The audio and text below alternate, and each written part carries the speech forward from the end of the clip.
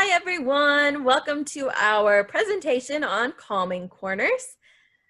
We just wanted to give you a little bit more information on calming corners and how to set those up in your classroom, since you guys will all have one next year, and also a little bit about how to use them and what they should look like. So as you know, it's me, Katie, your school counselor.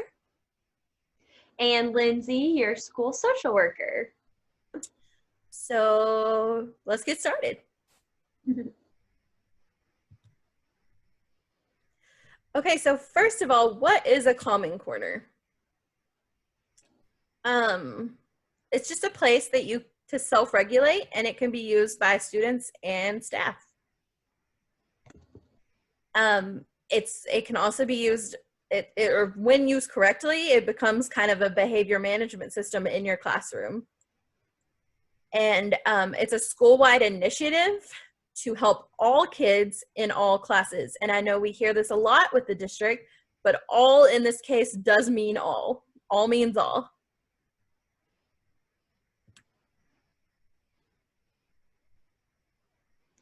So the next thing we wanted to talk to you guys a little bit about was the 4 functions of behavior. And this is really helpful.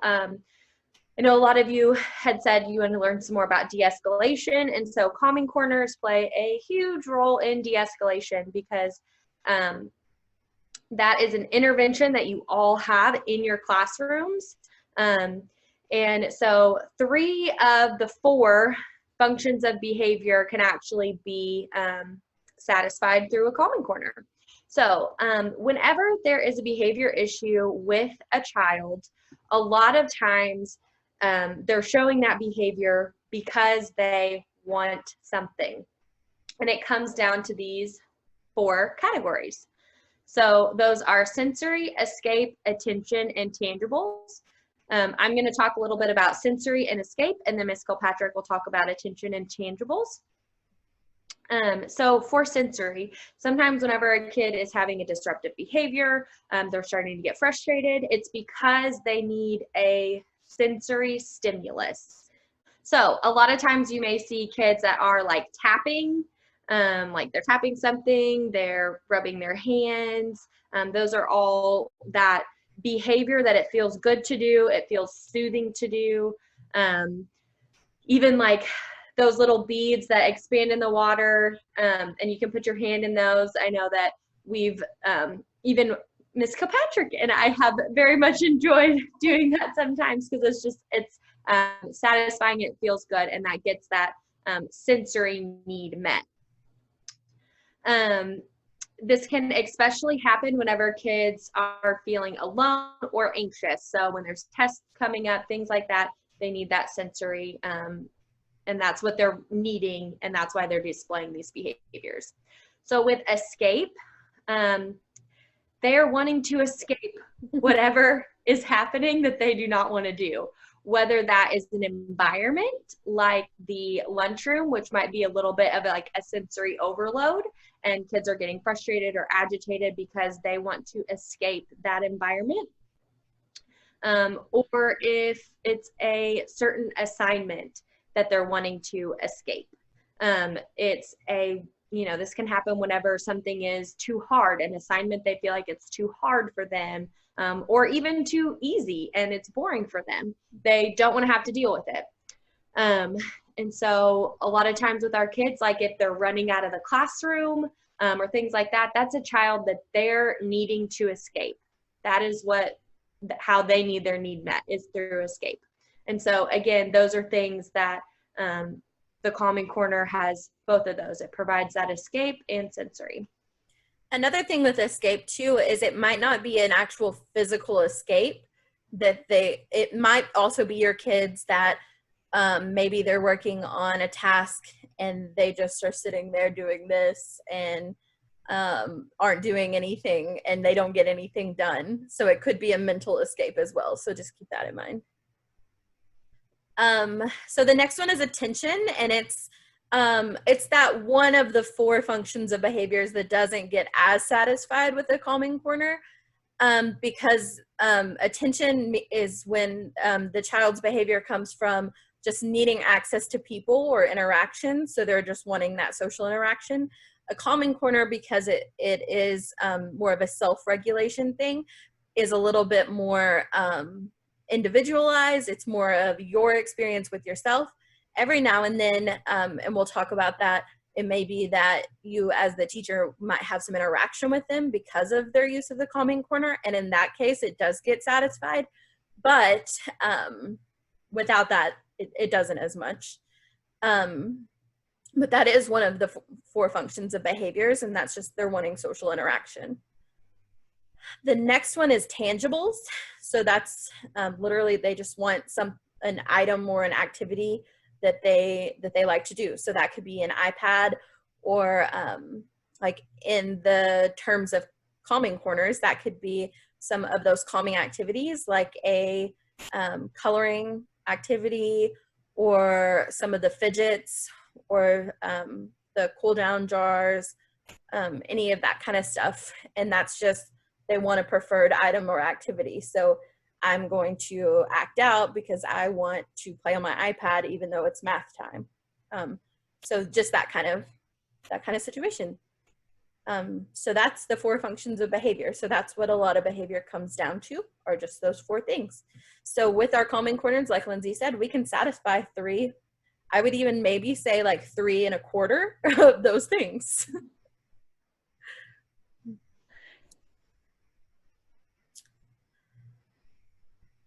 So we're just going to talk a little bit more about de-escalation. And our counseling center is actually just a big calming corner in a lot of ways. And the kids will still have the option to use that. We're always going to have that calming corner that we have available for them to use. But having the option just to go take a few minutes in their classroom calming corner can quicken that de-escalation, and it reduces instructional interruptions. So whenever you guys have it down to where it's routine, and you can even just do like a hand signal or something very small, and we'll talk about that later, and then they can excuse themselves over that, it keeps a lot of those interruptions from happening, and then they don't really even leave the room. So while we will always have one and they're always welcome to it, it just helps you guys out a little bit too. So again, it really helps the child learn the ability to self-regulate. And that's super, super important. That's a skill that we're wanting to teach our kids. We don't want them to always need someone else to help them regulate. We want to teach them how to self-regulate on their own. So another thing you can do for de-escalation that is like a class-wide intervention you can do is just like the guided breathing. Periodically doing that throughout the day or at certain times of the day. If you are noticing like a certain student may seem really upset and you're not, maybe it's a student that doesn't want to use the calming corner, or it's a student that, and we can definitely talk more about that in our Q&A part, but if they're getting upset or they're getting frustrated, or you even notice several students, maybe there's a group of students that are working on a project and everybody seems to be getting a little bit agitated or frustrated, just having the class pause, especially whenever we do come back to school, whenever everybody is back together, there's going to be that adjustment period. And so taking those breaks, all right, everybody, and doing a breathing all together. We've done them on Connection Corner. There's tons of videos online. There's the Calm app. There's just tons of stuff out there. And so I would definitely suggest kind of getting a list, making a playlist or linking everything on a document, something you can easily pull up to guide everybody together through that. And that helps also not call one student out in particular whenever you have multiple students struggling. It is just a great way to calm the mind, especially after transitions, because transitions can be very stressful. Before a transition happens and after a transition happens, that a lot of times with our students with trauma, those are the hardest moments, and that's what will kind of raise their levels a little bit. So recess, lunch especially. There's a lot of sensory and kind of overstimulation that happens at lunch. And then testing. And then there's lots more too, but those are some of the main ones that it can be good to do a little bit of class-wide guided breathing. Everybody benefits from breathing, so it's nothing that'll hurt anybody for sure.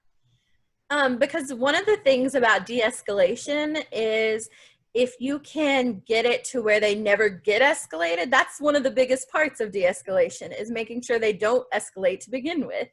And so that guided breathing will help with that for sure. Yeah, you may notice that one kid is struggling, but you don't even realize another kid is also kind of struggling or maybe agitated, but doing that breathing helps to also regulate and that kid as well. And so you thought you were helping one kid, but really you've just helped maybe 3 or 4 kids kind of come back to that window of tolerance. And essentially it's kind of like if you are going to fall down and you fall down and Lindsay comes to me and she's willing to put a Band-Aid on my knee I scraped up and calm me down. That's de-escalation after something's happened. But if Lindsay could come to me before I fall down and keep me from tripping, then we avoid all of that altogether. So that's kind of where we want to start, is before anything even happens.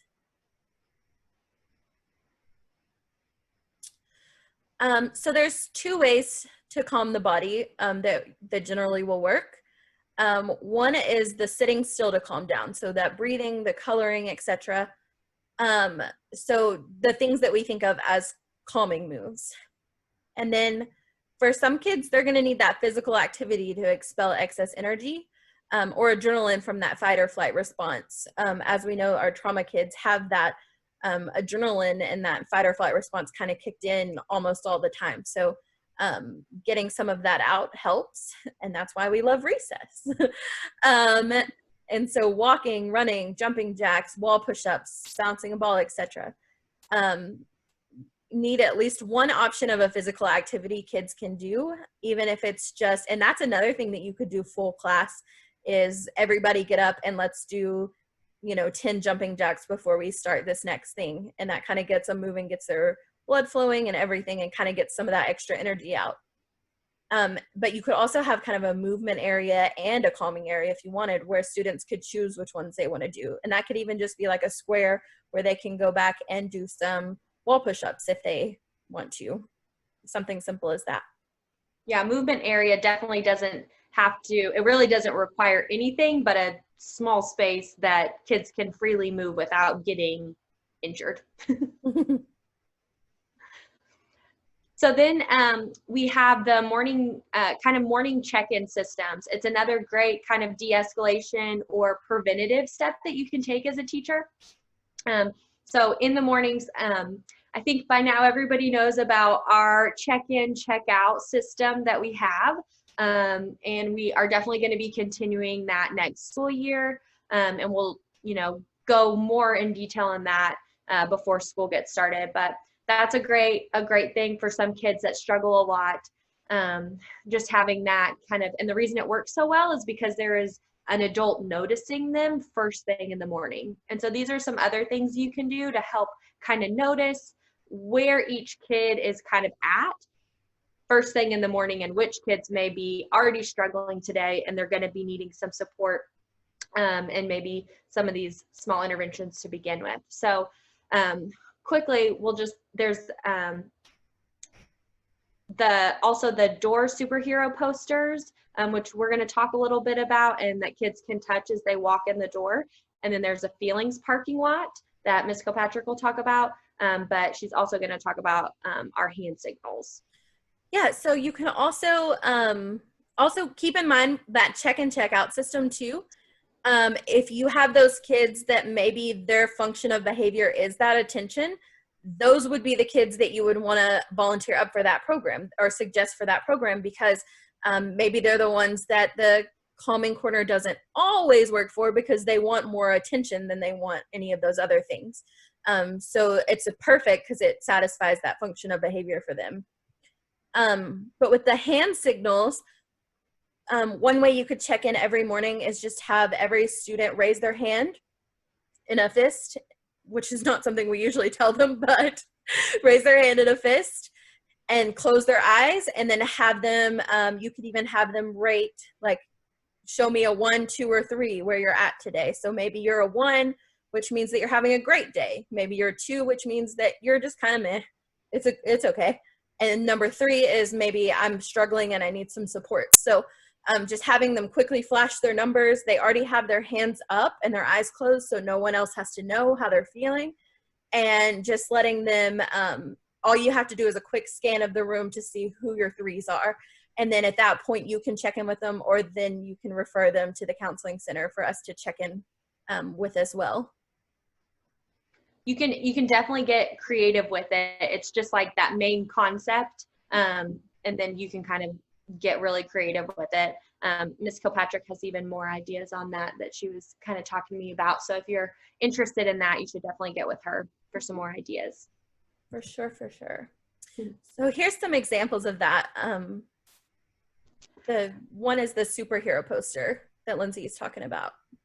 So I really like this because it's fun, and it's superheroes, and people think of all superheroes positively, right? You don't think of superheroes in a negative light. They're a superhero. So this also helps kind of with normalizing a little bit and playing along with that these emotions aren't bad. Feeling angry, frustrated, upset, these are not bad emotions. They're human emotions that we all feel, and it's not a bad thing to feel these things. It's just we need to be aware of it and then learn how to work through that. So a thing you can do is you can even just put this poster on your door or on the wall or wherever. And as kids walk by filing in through the class, and this would be something that you teach them as a class to do, they could just kind of touch where they're at that day. You know, they walk by and they touch Spider-Man, you know, I can handle this. Or they're Superman, they're feeling just right, they're feeling great, they're feeling awesome.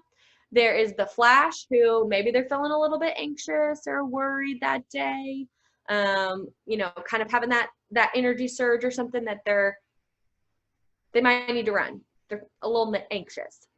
Then there's the Thing, which is maybe they're starting to lose it. That's when they're getting a little bit elevated. And at this point, you know, really like a 3 is like, okay, maybe we need to use the calm down corner or something like that. At a 4, you definitely want to be using the calm down corner if they're there. There's something that they're needing to go and calm their body. If they, you know, or maybe they come by and they put that they're at a Hulk. They're feeling out of control. They're feeling like they're going to explode. Definitely want to give that kid a minute. You don't want to give them a task right away. And so this might be something more fun for like the lower grades, but again, it's just one of many options of things you can do to kind of check in with your kids as a whole and see where everybody's at. Because if you're seeing like 5 kids roll through saying that they're at a 3 or a 4 or a 5, let's just go ahead and do some a class-wide breathing exercise because we got a lot of people struggling right now.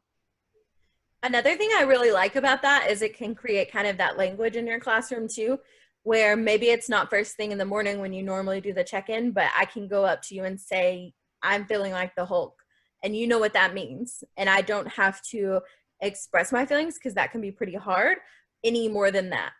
And so I like that kind of does that too. So the other picture is, it's kind of like the parking lots that we're used to, but it's just a mental health check-in. And so it has the little hearts that says, I'm great, I'm okay, I'm meh, I'm struggling and I need a check-in, or I'm in a dark place. So what a student would do is they would grab a sticky note, write their name on the back, and then stick it wherever they are that day. So the great thing about that is that you can get a check-in from every student without everyone knowing how the other students are feeling. And so you would be able to just kind of go up and you could pull those I'm struggling and need a check-in sheets right off, and maybe even that I'm struggling, just so you know like who's gonna need a little bit, like who might be getting escalated. So and then you know really quickly who you need to check in with or who you need to refer to us. to check in with, or who could go straight to the calming corner. So I really love that too, because it makes it a little bit more private. I think especially for some of the older grades, like 5th grade, it might be easier to stick a Post-it note on a paper than it would be to even point to a superhero when I'm right in front of you type thing. So I love that option. I think it's really cool. And you can get any of these things. You can get really creative with it. Make it match the theme of your room. Use emojis. Use whatever, you know, you feel like is going to really connect with the kids. You can get creative. It's just really that basic concept of figuring out, okay, before we get to those boiling points, let's go ahead and figure out where everybody's at and see if we need to do something. Because if you can catch a kid at a 2, 3, 4 even, and, you know, direct them to a healthy coping skill, then they're not going to reach that 5 where they're ripping posters off of the wall or flipping a chair or screaming and yelling. And so these are all just tools to help know that they're reaching those places. Exactly. It's kind of exactly that same thing. Like if you can catch them at that 3, then you're catching them before they fall down. Then you can bump them back down to a 2 or a 1. Whereas if you don't catch them till they're a 5, which will happen, then that's when we start to patch the boo-boo after the fall. So, and it takes a lot longer. Yeah, and a lot more effort. Yes. Okay, so the 3 things that we really want to touch on is 1, how to set up a calming corner. So what do you need? What makes up a calming corner? 2, how to use a calming corner. So how do you invite a child to use the corner? How do you use a calming corner for de-escalation? And 3, rules of the calming corner. So what are proper guidelines for a corner? What shouldn't happen at a calming corner? So number 1, setting up your calming corner. And this is the super, super fun part where all of you get to be really creative. And it's very fun. You can even get ideas from kids on themes and things that they like. Get super creative and fun with it. Let it flow. So the main things that you want is, first, you definitely want visual instructions. You want a designated space with comfortable seating and a timer. And then you definitely need some regulation activities.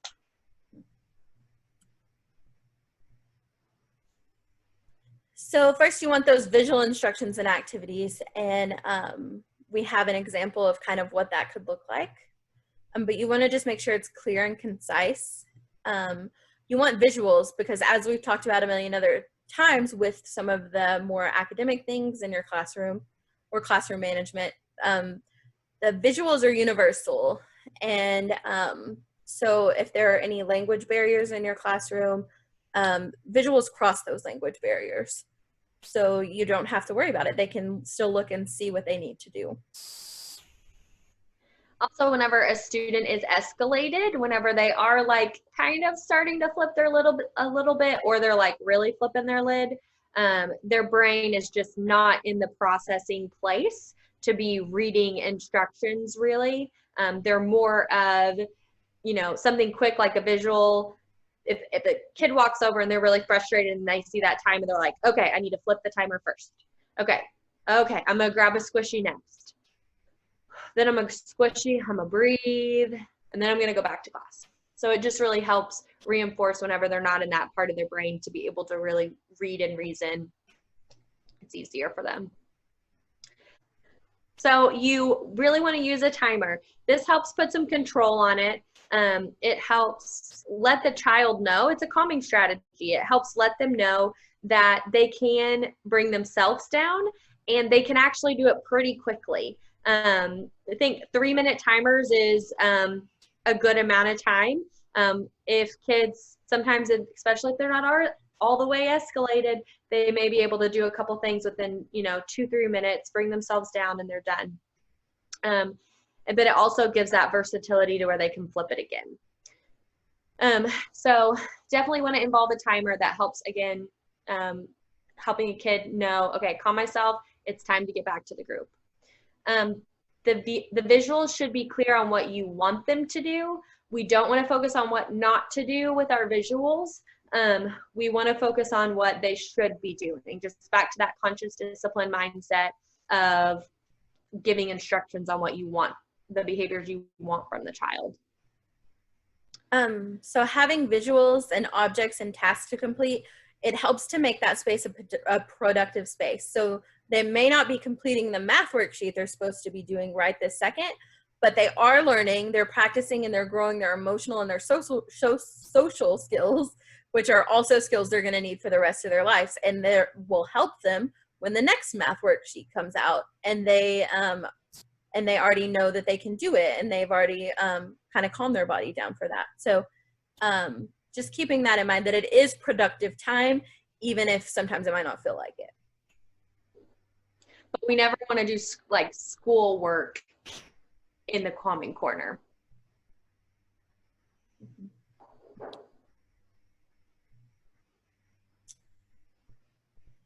So we want to have a designated space, so a space that's set out just for calming.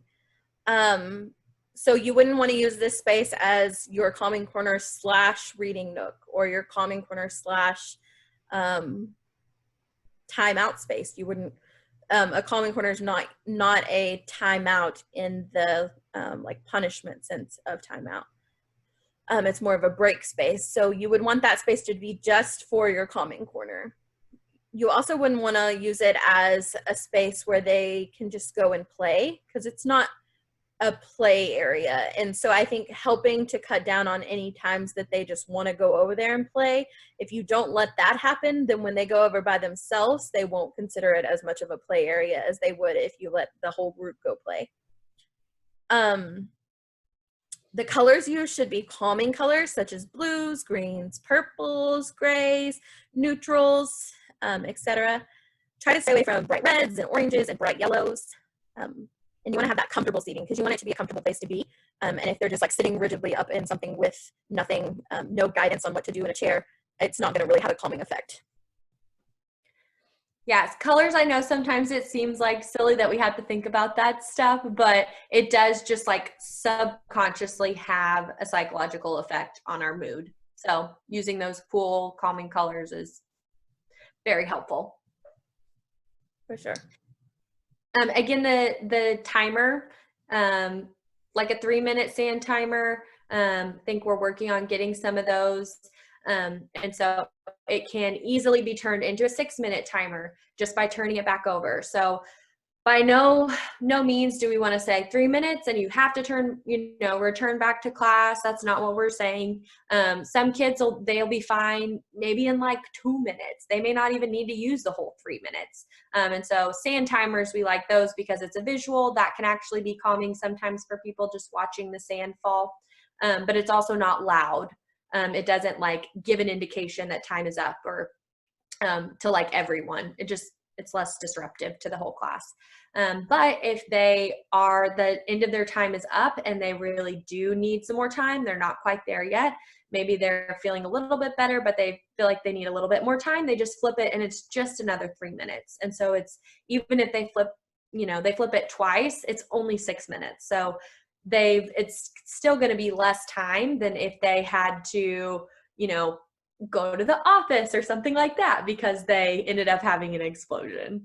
And it's also going to be easier full class if they go over there for 6 minutes versus if they get really upset and throw a desk and it hits another kid, which we've had happen. So things like that, it's going to be so much easier to deal with just letting them use it for 6 minutes than it is to deal with the repercussions of not letting them de-escalate. Also in this space, you can put posters or visual aids. One thing that I really like is different posters that have different feelings on them so that they can kind of help themselves understand how they're feeling, because especially in some of the younger grades, like they may not understand really what it is that they're feeling. Another thing that I like is a visual of different calming activities that you have in your available to them. So that could even just be like like we had on the visuals that we showed you before, just a hand holding a squishy. And so it's really simple, but just so they have some sort of visual of, oh yeah, I could try that, or I could try breathing, or I could try, coloring, whatever it is that you have available for them. I have some posters and some visual aids that I have purchased through Teachers Pay Teachers that I will send out to you guys. And you're welcome to use those. If you want to. If you want to use them, you can. But you could also integrate some lighting or essential oils in that area if you wanted to. Obviously, that is optional. That's where we get to more of like extra things that you could add if you wanted to, but they aren't necessary. But it does help with that sensory stuff. If you have a kid that sensory is a big thing for them, you may want to consider having those options in your room, because that might be the best thing to regulate them. Smell can be really powerful, and so those scents, like lavender and things like that just naturally have a calming, they really can be effective. But again, it's an extra. It's nice, but it's not necessary for a calming corner. But I like it. I sometimes, I'll smell lavender and things like that, or do my lavender lotion at my desk. Yeah. And I was about to say, that's actually another thing that you can do, is you can add something in there, like if you're not afraid it's going to make a mess, like a lavender scented lotion, or even like a spray bottle with just like some lavender and water and stuff in it that they can spray in that area when they get over there, or something like that. As long as you teach them how to use it, you can add pretty much whatever you think is effective. So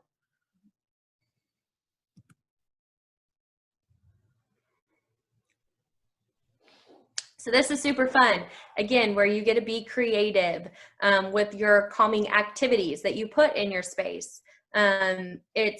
These are all different things that you can have. You definitely need to have multiple options, for sure.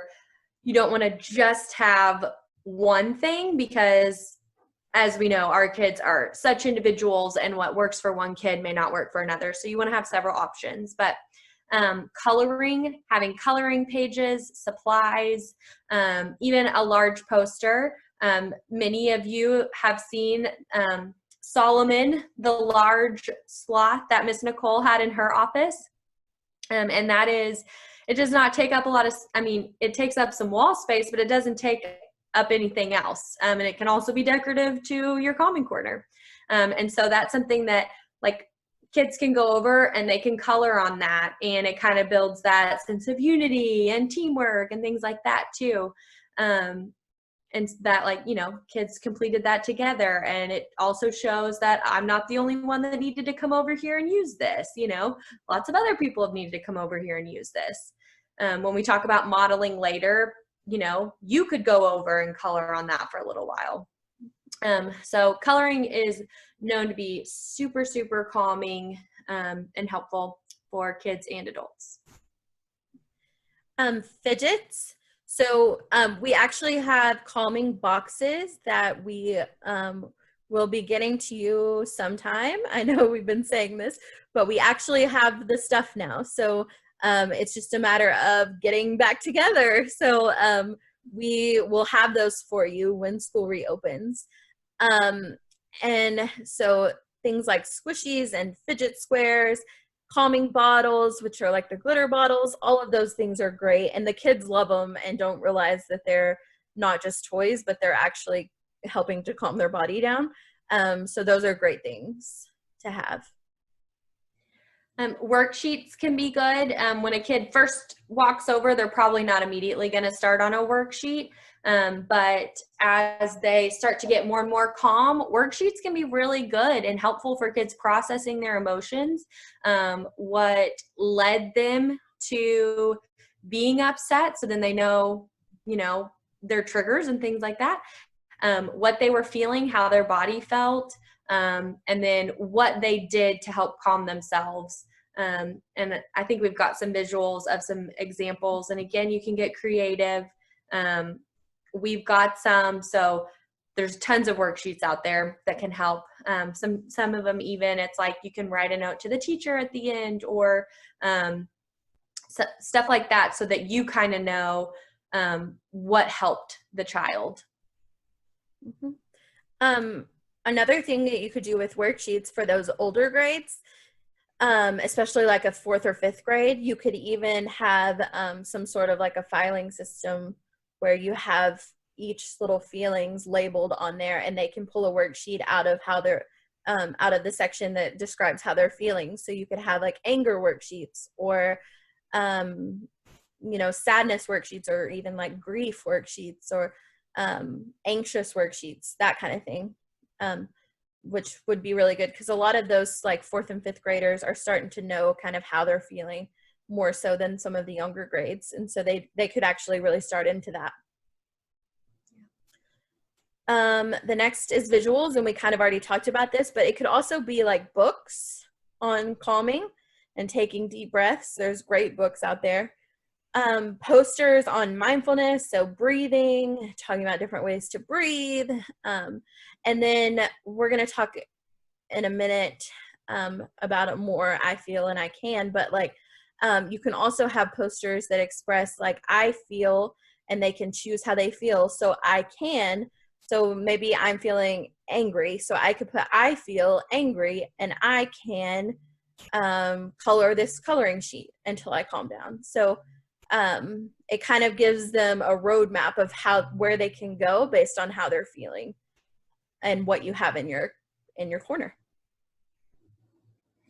Like Miss Kilpatrick was saying, breathing, having guided breathing tools, visuals is awesome, but if you can also accompany that with another like tangible item that they can meet that sensory need and feel. There's the like expanding breathing balls, which we showed on Connection Corner. I believe we also talked about like the traceable figure eights. Just anything that's, again, like a guided breathing. Breathing is huge to like calming the body. So as much as we can incorporate that, we should. And then the last one is writing, which is actually, it's beneficial for you guys too, because when they're writing, that's a great thing, right? So that can be journaling. We have a lot of kids that have a journal in our room, actually, in our counseling center, that come in and they just like vomit all their feelings onto a page, and then they feel a lot better. Letter writing, and that can be even shared or private. So it could be like a letter or a journal entry that they want you to read, or they want someone else to read, or it could be private. Even for the letter writing, it could be a letter that they never intend for anyone else to see, but it just feels better because they wrote it down. And sometimes just writing it down and telling something how you feel can alleviate a lot of those feelings. And then, like I said, it's great because they're also working on their writing at the same time.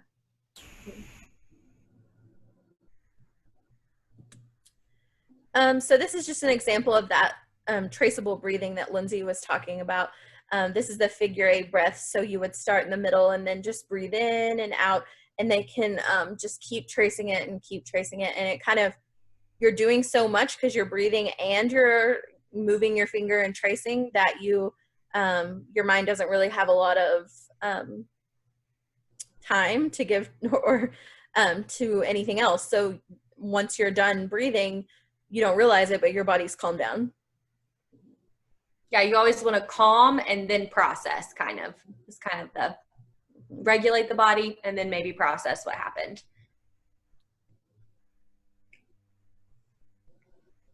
And then this is just an example of some worksheets. I actually used these in 5th grade, and it was really good right before we left school, actually. And you could put these on, make them double-sided with blasting off on one side and cooling your engines on the other side. And this is just talking about you're feeling angry and what to do when you're feeling angry and ways you can calm your body and things you can do better next time. So I really like these. And these are from Counselor Carrie. Love Counselor Carrie. Yes, very much. All right, so part 2, using a calming corner.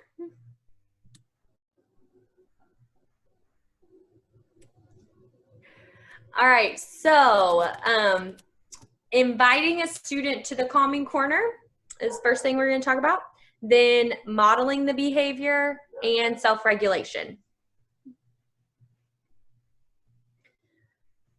So inviting the child to a calming corner is super important. This is where you're kind of doing that intervention and you're trying to get the child over there, but you don't want to escalate the situation further or make the child feel like this is a bad thing or a punishment. It's not a punishment at all. It's just directing them to where they need to go at that point. So it can be as simple as just asking, would you like to use a calming corner? Do you need a break?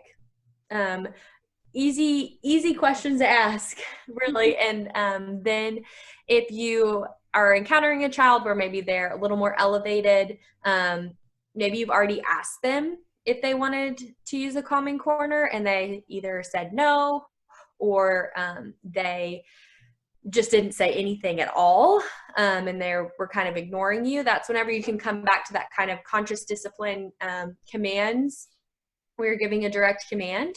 And you can say, I notice that you're clenching your fists. Please go take a break in the calming corner. And you're simply telling them exactly what you want them to do. And you're giving them a directive, and it's no longer a question. Also, do you think that taking a break in the calming corner can help you get ready to learn today? That could be one of your kids that everyone else is kind of getting focused and maybe they're all over the place. Or maybe that's the kid that comes in and says that they're, a 5 on that chart or a 3 or a 4, and just saying like, you know what, do you think that using taking the break in the calming corner could maybe help you get ready to learn with us today? Or I think right now might be a good time to use the calming corner. What do you think? So maybe you see them kind of escalating, or you see them kind of getting into an argument with someone else or something similar. You can go up to them and say, you know what, I think right now might be a great time to use the calming corner. What do you think? Or you could simply pass them a calming corner cards if you wanted to make this a thing in your room, where you could print out something similar to this picture we have over on the side that just says go to the calming corner, that you could just kind of drop on their desk. And then that's how they know that they need to get up, they need to go over to the calming corner, and they need to use it and regulate themselves, and then they can come back. I like that one because it's not verbal. And there's some other nonverbal things you could do, like hand signals or something like that. But that way it's not as disruptive if they're working on individual activities when they're supposed to be quiet, but it's also not as obvious that you're telling them to go use the calming corner. It's not as like shaming like it can be for some kids. It is, the thing with it is an invitation. So the kids, they can say no. It's not a punishment. It's not a bad thing. And so they, if you ask and they say no, then that's okay. And we can move past that. If you are seeing that this kid's really, really frustrated, you may want to still give that directive. But if they're not really escalated and you ask if they want to use it and they say no, that's okay. So one thing you want to do is model the behavior. And it might feel a little awkward at first, but that's why you want to do it, because it also might feel a little awkward to them. And by you doing it, you're showing them that it's not something to feel awkward about. And because regulating ourselves is something that we all have to do. We just didn't grow up learning how to do it with a calming corner. So you want to model how to use it several times in the first few weeks and periodically throughout the year, because there's going to be times where you guys are frustrated and where you're upset, and showing them that you go to use the calming corner when you're feeling that way, because they can tell, when you're feeling upset or frustrated. So showing them that you go use it just makes it more acceptable and makes them think, you know what, I should use that too. I need to use that. And I noticed how she was really frustrated, or he was really upset, and then he went to the calming corner and he was only gone for 3 minutes, but he came back and was in a much better mood. And if you guys think that Katie and I have not crawled in the tent in the counseling center, we definitely have. Yes. Because even adults need it, and it always makes us feel better. It does. It does. And so you may want to have a list of some assignments or YouTube videos or just some quick 3 to 5 minute activity that you can readily pull out and access to give the student something to do while you're using the Calming Corner and to modeling how to use it. Because you do want to model it and you want them to see you do it, but you don't want to model that they should just sit there and watch you while you use it. They should have their own activities going on at the same time. Yeah, it's more of a subtle modeling. Mm-hmm. And with some kids that, you know, whether if it's a new child, you know, they've come in later in the year, or it's somebody that just needs a little bit more instruction, maybe you don't necessarily feel like they're using it appropriately, that they're using it more for playtime or something like that, then you may need to go over with a student to the Calming Corner and model what to do. So sitting down with them, you don't need to use a lot of verbal here. It's more of body language kind of modeling, picking up a fidget, playing with it, doing some breathing, and just kind of quickly within a minute or so, they're probably going to get it. And then you just let them know, all right, I'm going to go ahead and let you do this yourself now. And then you get up and you go back to doing what you were doing. And it helps, again, let that child know who may need more than a visual poster and the instruction that you've been giving, help them know how to properly use the Calming Corner. And for that, you can just simply say, like, I'm feeling frustrated and I feel like maybe you're feeling the same way. Do you want to come use the Calming Corner with me? And invite them together. You would never want to say something like, I'm going with you because you don't know how to use, or you don't do it properly, or something like that. You would want to, it needs to be a positive space and a positive time in that space.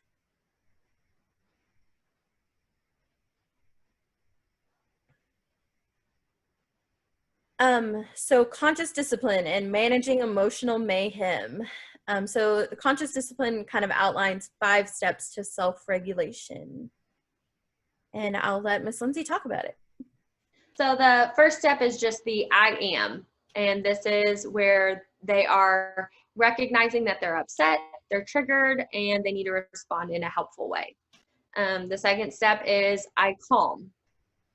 To calm my body by breathing, adding a pause, knowing how you feel, and to stop that physiological response to stress that they're having. Then there's the step 3, which is I feel, and that is they're naming their feelings. It's that name it to tame it concept. Name your feeling so that you no longer are unconsciously upset. You know, sometimes we have those moments where, you know, you're upset and people are like, what's wrong? Why are you upset? I don't know. I'm just upset right now. You know, so it brings it, naming that feeling to your consciousness. So, you know, I'm feeling embarrassed because I didn't know how to do that in front of my class, and that was embarrassing. And so then you can figure out a solution. The 4th step is I choose. So choosing that to change your state from an upset state to a calm state, and thinking and reframing, this is a situation and I'm going to solve this problem. I'm going to see other people in a positive light, myself in a positive light. I'm going to solve this, and choosing your coping strategy. And then the 5th and final step is I solve. And so that is simply to solve the problem, and it's a lifelong skill. So this can be like a kind of a mantra, like I am, I calm, I feel, I choose, I solve, to kind of guide those steps. It can be a lot, and so it can be even cut down to just I calm, I feel, I choose for younger students, students that need things simplified, or if you just feel like that's easier for your classroom.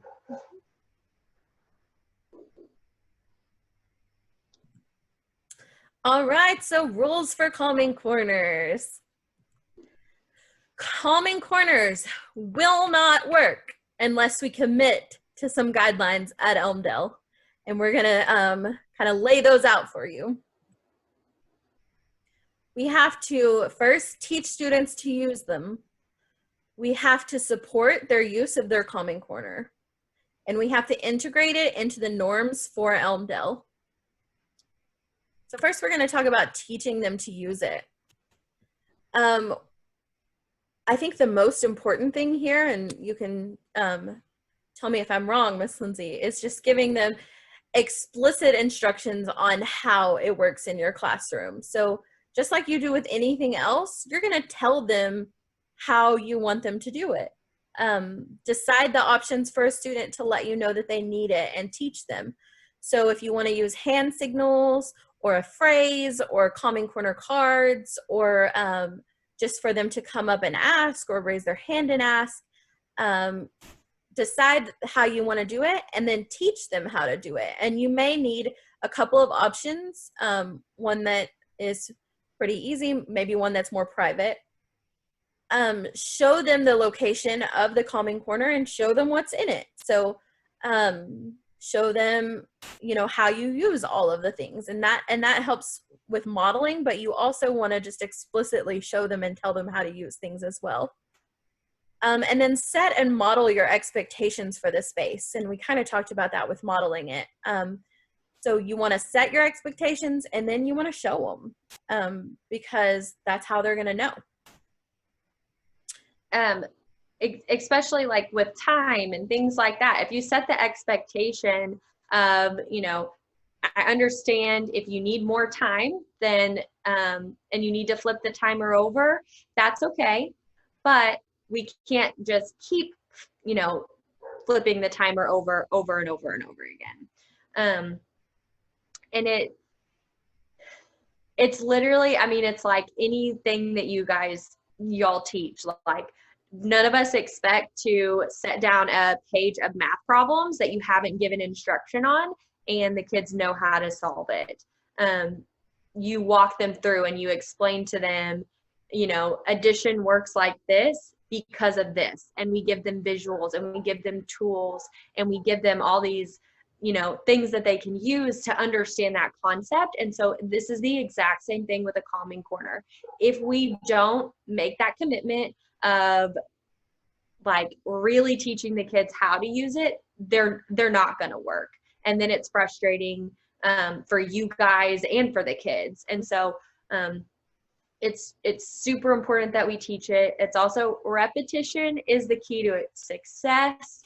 You know, we have to teach it multiple times. You know, in those first few weeks that we're back, you may want to bring it up several times if you feel like, you know, when we come back from breaks, when we come back from Thanksgiving break, from Christmas break, things like that, you want to re-go over the expectations in the calming corner and how to use the calming corner.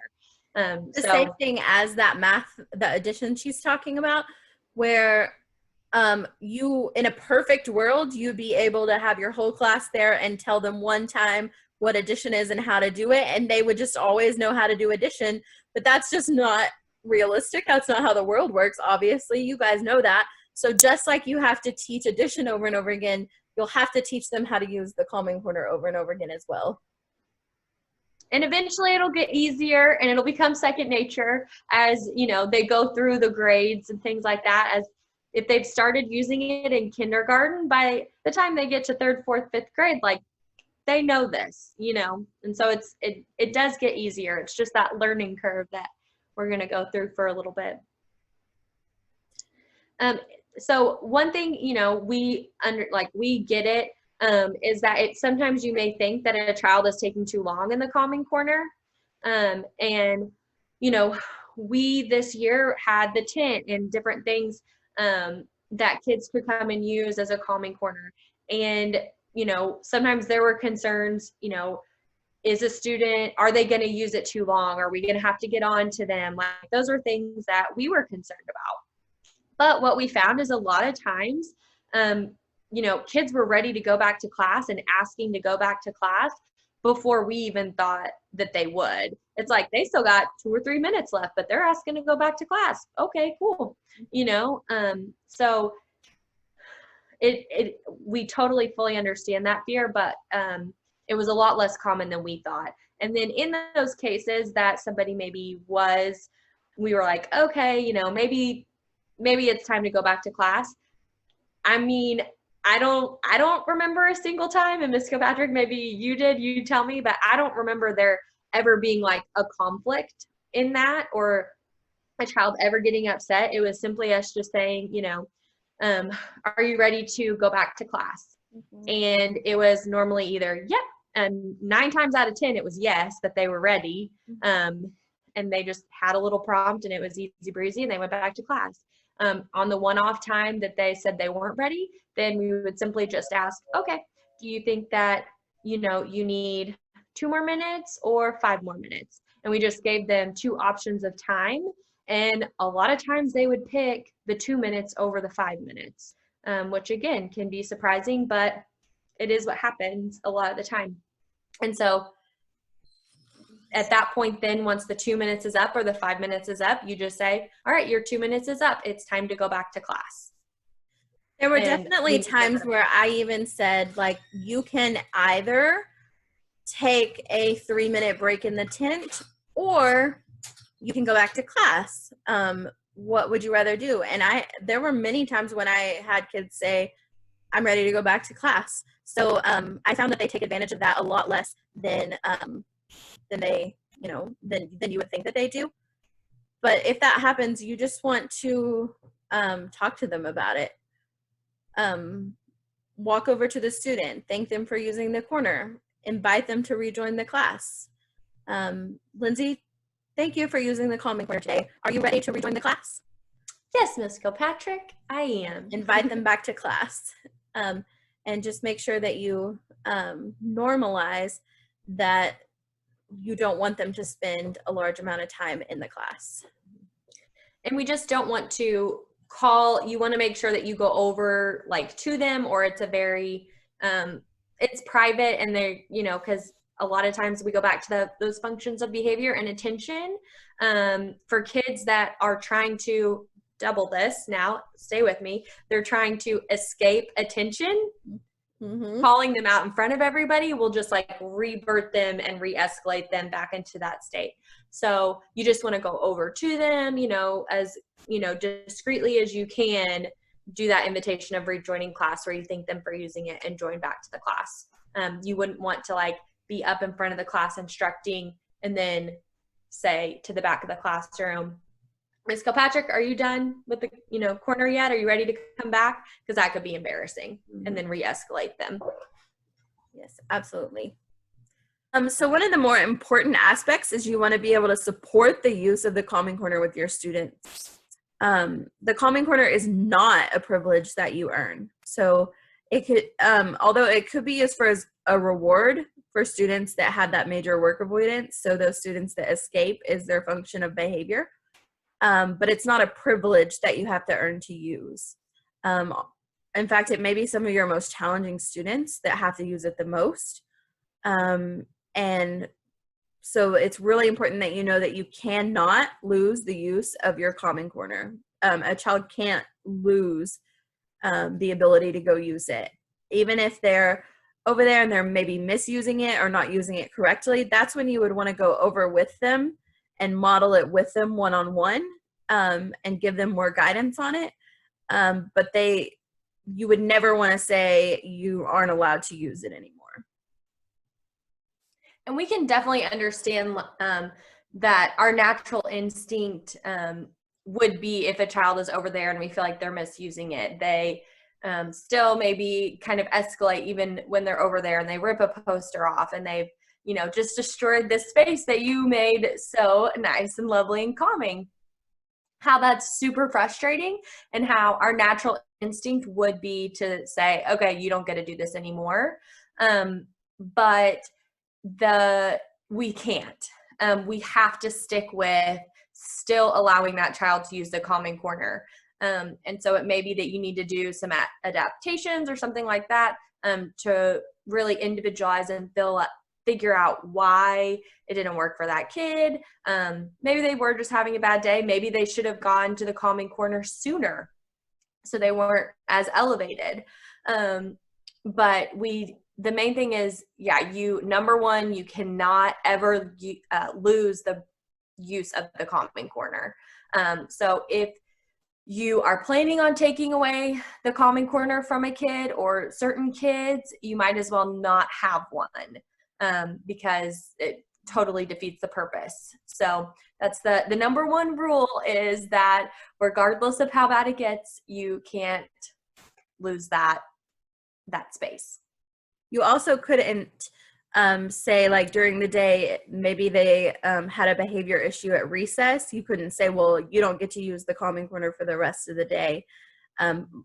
Basically what I mean is, for a behavior that happens outside of the calming corner, you would never want to use the calming corner as a punishment in any way. And this is one way that where teaching and explaining the use of the calming corner is going to really come in handy, because explaining to students that it isn't a reward or a play area, and explaining that it's a place that you go when you need extra support for your day, is going to help them to understand why other kids are over there. When students understand the purpose of the corner, they're more likely to understand why some have to use it more than others do. So you would want to create that environment that using the calming corner is a normal and necessary thing, and that it can help you on hard days. So it's nothing to be ashamed of, and it is not a timeout in a punishment sense. So you would never want to use it in a way to where you want to say, like, you need to take a timeout and send them over there, because a timeout is not something that we usually generally think of as warm or inviting or even regulating. It's usually something that's just more punishment. And normally, like, whenever a child does get sent to timeout, whenever we were younger and we got sent to timeout, you're normally in a space with absolutely nothing, nothing to do, and so it's completely different than a calming corner, because when a child that is elevated, they're angry, they're anxious. If you send them to a space with just like a chair and nothing to do, then in their mind, all they have is in their brain, they're just going to continue and continue and continue on that path they're already on. If a child is anxious about a test or something like that, and then they're sitting in an empty space, their mind is just going to keep running and their anxiety levels are going to increase. So that's the reason that a calming corner is so different than a timeout, is because we have tools there to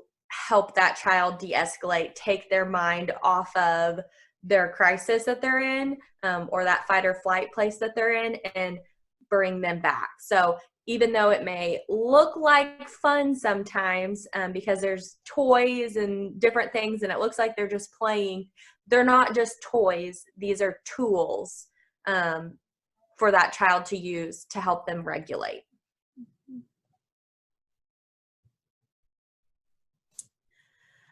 So another thing that you want to do is integrate the calming corner as a norm for Elmdale. So at Elmdale, we're going to call it, all of our corners, the calming corners. And we'll talk a little bit more about that in a second. But one thing we need to do is consistently teach them how to use it and give them reminders. So at first, this may take a little work and a little time, but the hope is that after a couple months, after a couple weeks, that they'll be able to utilize it without you, and that it will actually take a lot of work off of you in the end. So putting a lot of work in on the front end, but the back end taking a lot less time and actually taking some pressure off of you in ways. Think of your calming corner as your first strategy for a student that's escalated or causing a disruption. So what Lindsay and I would love to see is for it to be a habit for you and your students to think, okay, big feelings, calming corner, and just kind of automatically have that thought process. Because I think that that's going to be the way that these are most successful. Because every class in Elmdale is going to have a calming corner. Every classroom, specials, even Miss Hutton is possibly going to put a calming corner in her office.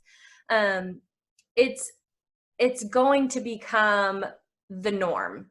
And every year, less and less teaching will be involved.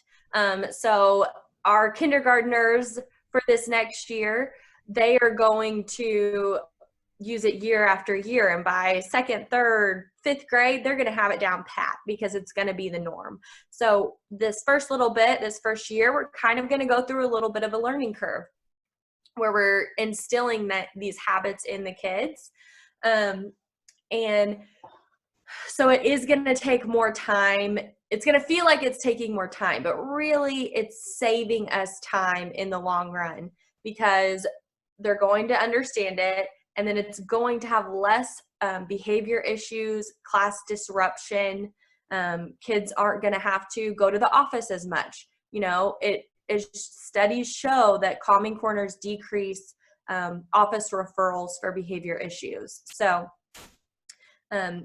even if it takes, 5 minutes or something of your time once a week, whenever you think about the 25 kids in your classroom and how many minutes you have to spend doing behavior interventions in a week, it more than balances out and is actually saving you time. The other thing is that we really have to keep the language consistent throughout all of Elmdale. So like Katie said, calming corner is going to be what we call it at Elmdale. That's very calming, or it is calming, but it's common. So even kids, if they come from another school, they may already, they may have already heard of it too. But this is important, and we completely understand people wanting, to get creative or even have their class wanting to name it. But the reason that we can't do that is because as kids change from class to class, as they go from special to special, and even as they go into grades in the next years, we have to keep that common language so that they know, regardless of where they're at in Elmdale, they know there's a calming corner, they know what that means, and they know what to do there. So it really is to help the kids by us all consistently calling it a calming corner. It's just like we have done in the past year where we've made trusted adult a common language. And then there's just some other things. So we want to be able to really generalize that throughout the whole school so that every kid knows. Every kid can tell us who their trusted adults are. We want every kid to be able to tell us where that calming corner in their class is as well. So the fun stuff. Prize really fun, you So 2 winners will actually be able to choose one of these items for their calming corners.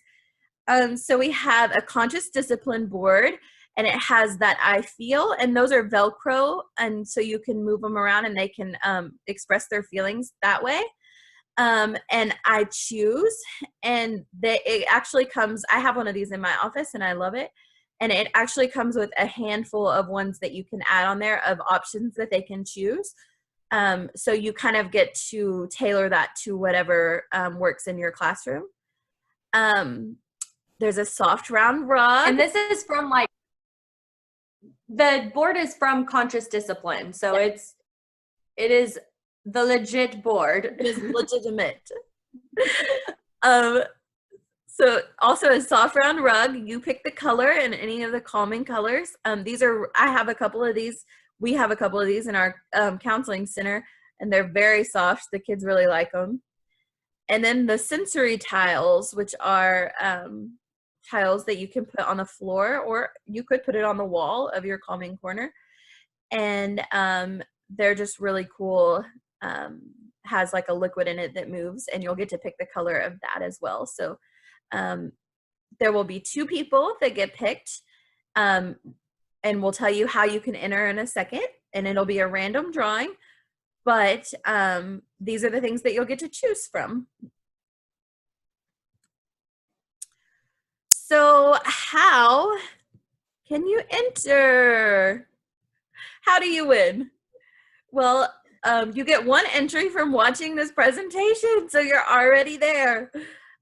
So you're going to want to enter the secret word on the Google form to prove that you watched, and the secret word is patience, because it may require a little bit of patience to use the Common Corner at first, but it's going to be so worth it.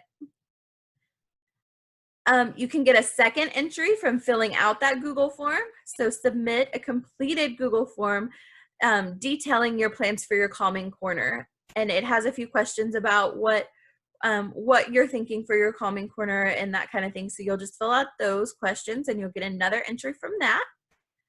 And then you can get another entry from attending the Q&A that we're going to have, a Q&A Zoom on Thursday at 10 a.m. and that will earn you a third entry. So you have the chance to earn up to 3 entries into the drawing from doing these things.